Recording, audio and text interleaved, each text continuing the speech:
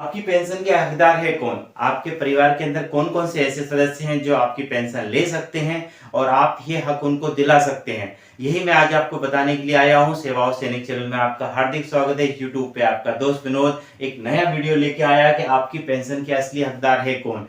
मैं आपको आज बिल्कुल एक एक चीज बताने जाऊंगा। यदि मेरा वीडियो आप अंत तक देख लेते हैं तो मैं आपको विश्वास दिलाता हूं कि आने वाले भविष्य में आपको अपनी पेंशन को लेके कोई भी चिंता नहीं होगी और आप अपने परिवार को भी एक सुरक्षित आने वाला भविष्य बिल्कुल सुरक्षित रूप से देके जाएंगे ताकि उनको भी पेंशन को लेके कोई भी परेशानी का सामना नहीं करना पड़े। तो शुरू करते हैं आज का वीडियो कि आपकी पेंशन के हकदार है कौन।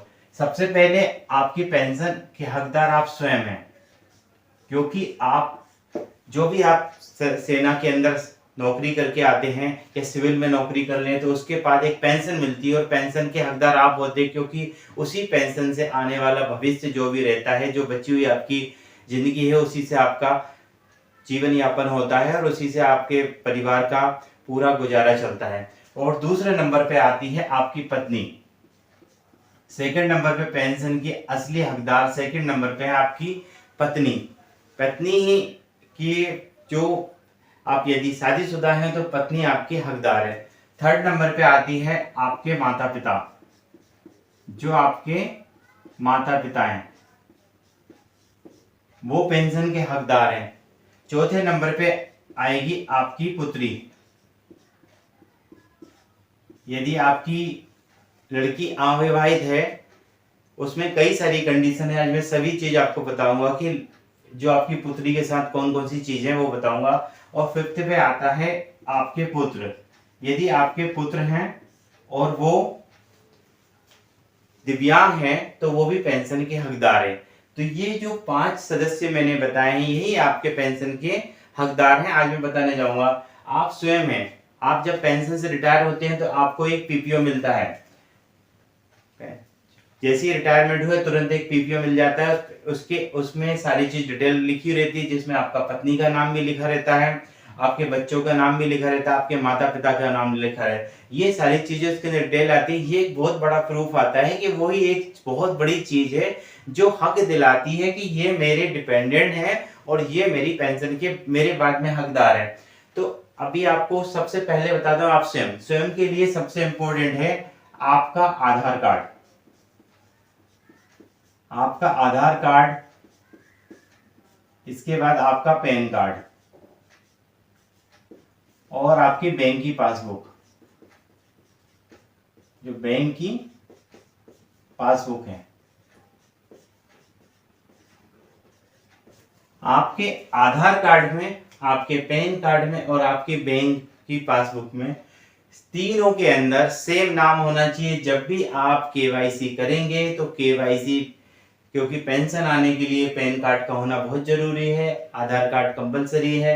तो ये सारी चीजें यदि आपका नाम तीनों में मिल रहा है, सही मिल रहा है, बैंक से केवाईसी आप कर लेते हैं तो ये आपकी पेंशन आपको रेगुलर मिलती रही। अभी पेंशन को कुछ समय पहले से स्पर्श में लागू कर दिया, स्पर्श में कन्वर्ट कर दिया कि स्पर्श के थ्रू आपको सबको पेंशन मिलेगी। तो स्पर्श के थ्रू भी अगर आप जाते हैं, यहाँ पर जो स्पर्श पोर्टल के थ्रू आप वहां रजिस्ट्रेशन कर लेते हैं, रजिस्ट्रेशन करने के बाद तो उसमें भी केवाईसी करने के लिए आपको आधार कार्ड, पैन कार्ड और बैंक की पासबुक में बिल्कुल नाम सही करना पड़ेगा। तब नाम आप जब सही कर लेंगे तो ये सारी चीजें मैच होने लगेंगी, कोई दिक्कत नहीं आएगी। तो ये मेन आपका है कि ये सारी चीजें आपकी सही होनी चाहिए। कई बार क्या करते हैं लोग बाग, अपने डिस्चार्ज बुक जो है, उनके जो रिटायर होने के बाद बुक मिलती है, उसमें नाम कुछ और रहता है, आधार में कुछ रहता है, पेन में कुछ रहता है, बैंक की, क्योंकि पहले चल रहा था कि आपके नाम से पेंशन एक बार आ गई तो चलती रहेगी। लेकिन अभी स्पर्श में जुड़ने के बाद ये सारी चीजें बदल गई हैं।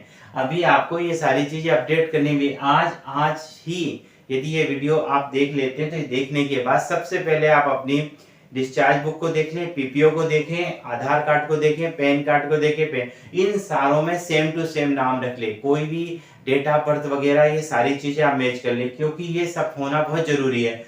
इसके बाद में, क्योंकि इससे आपको एक ये तो पेंशन है, लेकिन इसके बाद आपको एक मेडिकल सुविधा भी मिलती है, जिस जो ईसीएचएस के थ्रू आपको एक मेडिकल सुविधा मिलती है। उसमें भी आजकल कंपलसरी कर दिया गया है कि आपके आधार कार्ड से डाटा मैच किया जाता है। तो अभी आपका आधार कार्ड में नाम गलत है और पीपीओ में जो नाम दिया है वो आधार कार्ड में नहीं है, बैंक पासबुक में है, तो उसको चेंज कर रहे हैं। क्योंकि कई एक्स सर्विसमैन पॉलीक्लिनिक में ईसीएचएस कार्ड पुराने वाले बंद हो गए, नए कार्ड बनवाने अप्लाई कर दिया। जब नए कार्ड उनके वेरीफाई नहीं होते, क्यों नहीं होते? उनका आधार कार्ड में नाम नहीं मिल रहा है, पैन कार्ड में नाम नहीं मिल रहा है, तो उनको नाम सही कराना पड़ता है। तो उससे पहले ही आप ये सारी चीजों को ठीक कर ले। मैं यहाँ पे लिख देता हूँ, आपका ईसीएचएस जो कार्ड होता है, ईसीएचएस कार्ड भी आधार कार्ड होना बहुत जरूरी है। आधार कार्ड सही है तो ईसीएचएस कार्ड भी सही होगा, आपको सुविधा मिलती रहेगी। कई बार ईसीएचएस कार्ड आपने पहले बनवा ली है, पुराने नाम से बनवा लिया, आधार कार्ड से आपका डाटा नहीं मिलता है, जिस कारण आप पॉलीक्लिनिक में जाते हैं, वो आपको यदि सर्विस दे भी देते हैं तो आपको इम्पेनल हॉस्पिटल सुविधा नहीं मिलती, क्योंकि आपका डाटा नहीं मिलता है। आपकी जन्म तिथि देखिए, सबसे महत्वपूर्ण जन्म तिथि मिस्टेक हो गई है, आधार कार्ड में पुरानी डली हुई है, ईसीएचएस कार्ड में कुछ और लिखी है, आधार कार्ड में। ये सब चीजों को आप चेक कर लीजिए, ये बहुत जरूरी आपके लिए। सेकंड नंबर पे आपकी पत्नी है, आपकी पत्नी का नाम आपके पीपीओ के अंदर दिया हुआ है। आपको ये देखना है कि मेरी पत्नी का नाम डिस्चार्ज बुक और पीपीओ में क्या है। Same to same Aadhaar card, PAN card और बैंक की पासबुक में उसका नाम सही करवा लीजिए, क्योंकि कई बार नाम मिस्टेक होने के कारण उनको पेंशन नहीं मिलती है। यही सबसे बड़ा कारण है। सपोज किए आपकी पत्नी का नाम कमला है, आपने कमला है, आधार कार्ड में क्या लिखवा दिया? आधार कार्ड में कमला बाई करवा दिया। जन्म तिथि, इन्हीं की जन्म तिथि 1/7/1975 है, इधर आधार कार्ड में 1/7/1980 करवा दी। डाटा मिसमैच हो जाएगा, आपको परेशानी सामना करना पड़ेगा, क्योंकि आप सर्विस करिए, आपको ज्यादा जानकारी, आपको पत्नी को बिल्कुल भी जानकारी नहीं है। तो आज आप उनको बता सकते हैं।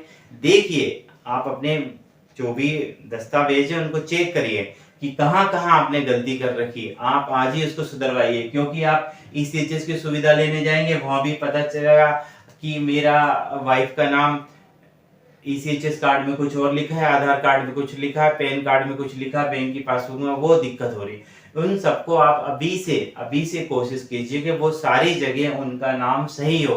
बैंक पासबुक में उनका, यहाँ पर आपको ज्वाइंट अकाउंट कंपलसरी है, करवाना है, नाम भी सही कराना है।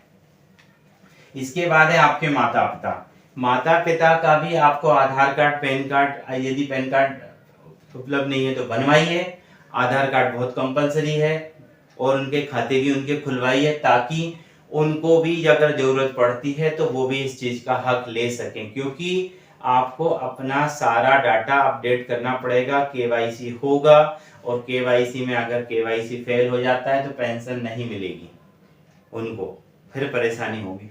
इसके बाद आते हैं आपकी पुत्री के भी ये सारी चीजें होना चाहिए। उसका Aadhaar card, bank card, ECHS card, जो भी बैंक, सारी चीजों में एक जैसा होना चाहिए। बहुत सारे लोग बाग आते हैं, उनकी परेशानी ये रहती है, लड़की का नाम वहां पे काजल लिखा हुआ है, यहाँ पे काजल राजपूत लिखा है आधार कार्ड में, वो सही नहीं करवा पा रहा है। आप सही कराने के लिए जिला सैनिक बोर्ड से मदद ले सकते हैं, आधार सेंटर से मदद ले सकते हैं। आप उनसे जहाँ जाइए, वो आपकी मदद करेंगे, उससे आप ठीक कराइए।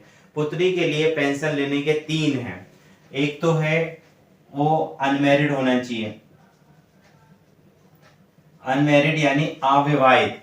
आपकी बच्ची यदि स्वयं और पत्नी डिमाइस हो जाते हैं, उनका यदि डिमाइस हो जाते हैं, तो उस कंडीशन में आपकी पुत्री आपकी पेंशन लेने की हकदार होगी, उसको पेंशन मिल सकती है उस कंडीशन में। लेकिन वो अनमैरिड होना चाहिए। एक अनमैरिड है, यदि वो शादीशुदा है तो उसको पेंशन नहीं मिलेगी उस कंडीशन में। लेकिन यदि उसका डाइवोर्स हो जाता है, तलाक हो जाता है, तो उस कंडीशन में भी वो पेंशन ले सकती है। या गलती से वो विडो हो जाती है, उस कंडीशन में भी वो पेंशन ले सकती है। विडो होने पर भी वो पेंशन ले सकती है। 3 चीज मैंने बता दी, तीनों चीजों में पेंशन ले सकती हैं। अभी चौथे नंबर पे आपके पुत्र, यदि आपके पुत्र दिव्यांग हैं तो उनको पेंशन लागू है, वो भी पेंशन ले सकते हैं। लेकिन इन सब कामों को करने के लिए सबसे इम्पोर्टेंट है आपका आधार कार्ड, पैन कार्ड, बैंक की पासबुक। ये सारी चीजों में जो आपके पीपीओ में दिया हुआ है, आपके डिस्चार्ज बुक में दिया है, उससे पूरा डाटा अपडेट होना चाहिए। कई लोगों का आधार कार्ड में कुछ नाम है, डिस्चार्ज बुक में नहीं है, तो अपने जिला सैनिक बोर्ड में आज भी जाएं और जाने के बाद उनसे बताएं कि मुझे अपने रिकॉर्ड में पहले गलती से ये लिखा गया था आधार कार्ड, क्योंकि बच्चों के आधार कार्ड बन चुके हैं, बड़े बड़े बच्चे हो गए, उनका आधार कार्ड चेंज नहीं हो सकता है, क्योंकि आधार कार्ड चेंज कराएंगे तो जो मार्कशीट वगैरह में दे दिया गया पूरा डाटा गलत हो जाएगा। तो आप इस कंडीशन में जिला सैनिक बोर्ड की मदद लेके अपने रिकॉर्ड में उनका डाटा चेंज करवा सकते हैं। लेकिन जिनका आधार कार्ड में बदली करा सकते हैं और जो सही है वो बदली भी करा लें। तो ये सब जानकारी आज मैं आपको स्पेशली बताई है कि आप इस जानकारी का ज़्यादा से ज़्यादा फायदा लें। इस वीडियो को लाइक करें, क्योंकि लाइक करने से आपका कुछ नहीं जाएगा। लाइक करने से ये वीडियो आप दूसरे बंदों को शेयर करें और शेयर करने के बाद ज़्यादा से ज़्यादा लोगों को बताएं, क्योंकि ये जानकारी जितने लोगों के पास जो पहुंचेगी वो सब इसका फायदा ले सकते हैं और पूरा फायदा उनको मिलेगा, आने वाली दिक्कतों से बचेंगे। यही मेरा उद्देश्य है कि आने वाले जितने भी भूतपूर्व सैनिक हैं, बड़ी मेहनत करके सर्विस करते हैं और रिटायर होते हैं, तो उनके बाद उनका हक उनके परिवार को मिले।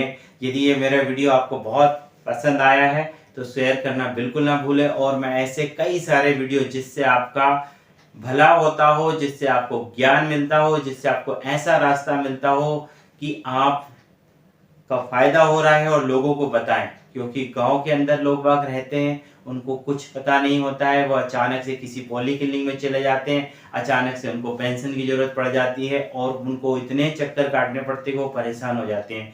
आज यह वीडियो अगर देख के उनकी सहायता हो रही है तो मुझे बहुत बड़ी खुशी होगी कि उनको इस चीज की मदद मिल रही है। Thank you. जय। वीडियो को ज़्यादा से ज़्यादा शेयर करें ताकि और लोगों को भी फायदा मिल सके। जय हिंद।